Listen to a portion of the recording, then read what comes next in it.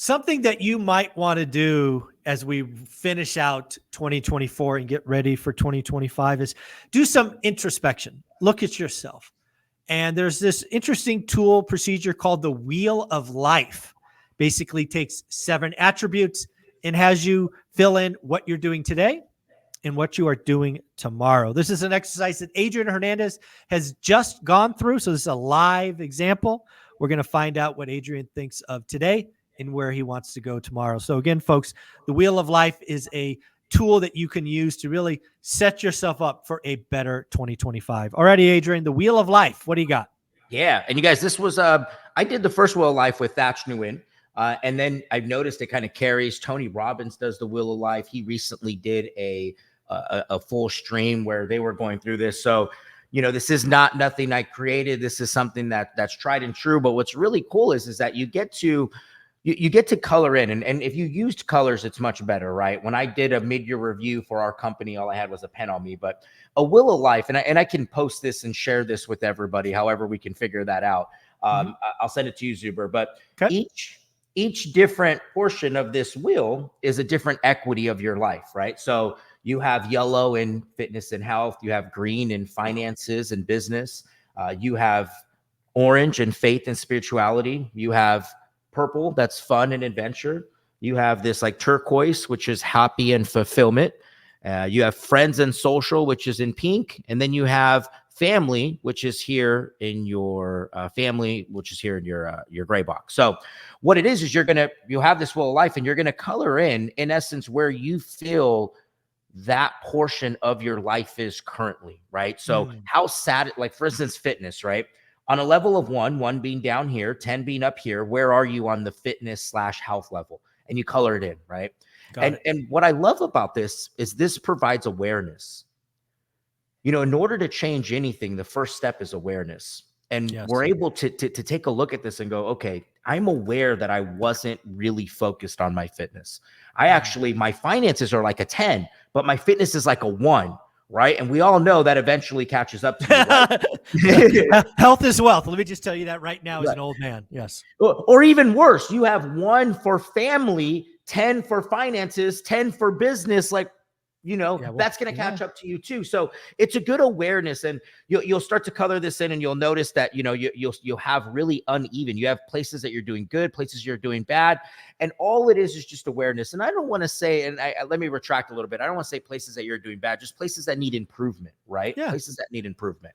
And then what's cool is you have a separate one, and this is going to be this is going to be in essence your 2025 goal. Right? What do I want to focus on? If fitness was a 1 for me in 2024, I want to get that to a 5. So you're going to color it in, and you're going to design what you want your future will to look like. Nice. So when I look at something like this, I love these exercises. It's very kind of introspection. One of the things that I know I would do with something like this is I would take it to my 5 friends, my 5 closest people. Obviously, Olivia would be one of those, of course. But the idea is I want to get validation. Because I might feel, you know, my family's an 8, but I got to tell you, if Olivia tells me it's a 2, it might not be a 2, but it is certainly not an 8. You know, right? Somewhere between that. Right? Take an average. Take an average. And the other thing I like about these is a lot of people look at these Wheel of Life and these pie charts and go, they have to be equal. They don't have to be equal. No, by any stretch. If you're at a point in life where, you know, you're 400 pounds or 500 pounds and you've just been diagnosed with diabetes or health, you know, risks, well, you should probably over-rotate towards, you know, health in that example, or fitness. Likewise, if you're in a, you know, if relationship struggles and you're going to counseling and all of that for family, you know, it's okay to over-rotate. I think sometimes people look at these pie charts and they're like, this is lower than that one, so I have to get this one up. Well, you don't have to. If you're happy with it, keep rolling.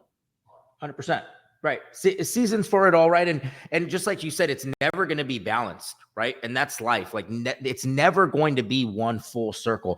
I remember when I first did this with Thatch, like I thought it had to be a perfect circle. Right. And Thatch was like, Adrian, the beauty is found in the imperfection. The beauty is found in the making the imperfections better, but you're never going to be a 10-10, because if we focused on all 7 at the same time, you'll lose your mind. There's no way. There's not enough. It's I don't want to say it's impossible, but you're setting yourself up for failure. Yeah. I am curious about one thing, because again, you've just gone through this. You've already looked at 2024. I'm curious, how did 2024 turn out with how you planned for 2024? Can you kind of look at yourself and say, hey, I made this, I didn't do this. How did 2024 turn out now that you've looked at it?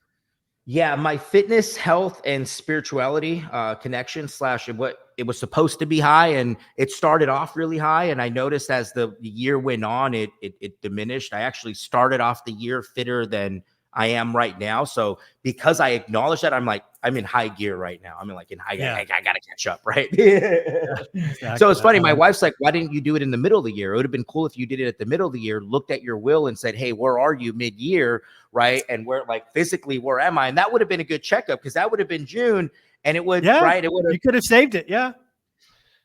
Damn, wives, we're so smart. So intuitive. I'm like, I look at her. You beautiful, smart, lucky guy. Yeah. I think a lot of folks, I think, so I guess that's actually a really good point. One of the things that I've often known, and more importantly, seen people fail, is they use the end of the year as the reason to, plan, goals for the next year, self-reflection, whatever. There's nothing magical about December 31st. Nothing. Right. No. I actually do look at my year twice a year, once at the end of the year, but more importantly around my birthday, which is kind of in the middle of the year, because I do want to have that kind of closer checkpoint. That way I'm evaluating and tweaking every 6 months roughly. And I think that's wise advice from your wife. Yeah, no, it's huge. And we have, what's funny is you have your main chief aims, right? And I notice all my business goals, they're everywhere to be found, right?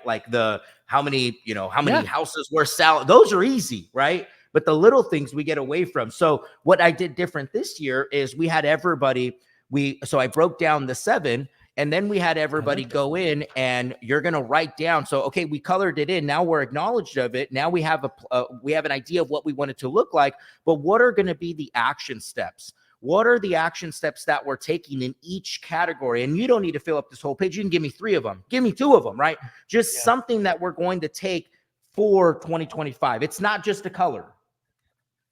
Well, let me make a suggestion, which you could clearly say no to, because it's your house, it's your family, it's your business. What I would do, because at least for me, maybe this is just because I'm broken, I make the most impact on my goals when I share them broadly. Yeah. So what I would do, again, you could say no, is I would take each person in your company's names. I would create a 1-page laminate summary, and I would put those things somewhere visible in the office where everybody can see them. That way, any one of these times, somebody could go by and, what's the name of somebody in your company? Not your name, somebody else. Sophia, you told me you were going to go to church every week. How was church? Oh, you didn't go. Let me tell you that. And oh, by the way, Bob, I would, again, for me, publicity, putting it out there in the world is the only way. Because if I just keep it in my head, gone. Public, so good. Get done. We see all the memes on Instagram. I forgot exactly who said it. And it's funny you said it. I saw it yesterday, maybe even this morning. A goal is nothing but a dream unless written down, backed by accountability. And that's what you're saying, right? We're writing it down, and then having a whole bunch of people hold us accountable to what's going on. Yeah. Oh, and again, I would tell people, hey, you have every right to question Sophia about one of her goals, because 1 or 2 things are going to happen. And again, I've done things like this in my sales career. Sometimes people put stuff down on the list they think sounds good, but they have no intention of doing. Right. Oh, I'm going to go to church every Sunday because it sounds good. The people around me will say, oh, yeah, and then nobody's going to hold me accountable. But if it's up on the wall, we're going to know very, very quickly if it's really important or if it's just something you said. Very true. So good. So, and I actually love that. We're going to do it. I wrote it down. It's done. It's done. Good. Well, and one of our core values at our company, if you go into our sales room, there's a big account. There's in massive letters, accountability, right? So I'm actually going to put what you're saying right underneath that sign. So there you go. Just list them out. Yeah. Perfect. So good. Perfect. So good. Well, let's talk about something you sent me. Oh yeah. Let's go. We've got the big blank calendar. This is something you sent me. I really do appreciate it. Olivia and I are going to go through it. I just love the idea of looking at next year visually. Right. I've already rolled it out. It came rolled up. So I'm getting it straightened out. It's going to go up on my wall, but it's so fun. And I thank you for sending it. The whole idea is you plan out the family stuff, the business stuff, the non-negotiables, and then you build around the rest of it. Right. Right. So good. And you guys, it's a Jesse Itzler big ass calendar is what we're talking about. You know what's cool, Zuber? I don't know if we talked about this on the last one, because you have it's broken down into quarters. And so next to each quarter, we write down like how many doors are we acquiring that quarter? How much the main focus for the next 5 years for me is we're buying, right? We're buying. So each quarter is how many doors are we buying and how much is the net income that we're generating from all the businesses. And each quarter I have that written down. I'm writing it down. I started it last year and it was cool because my wife and I will go in there and we're like, okay, quarter 2, are we close? Right? Are we close? How the goal was different this year. Conversations. That's the key to these things, is making them visible, AKA accountable, like the earlier discussion.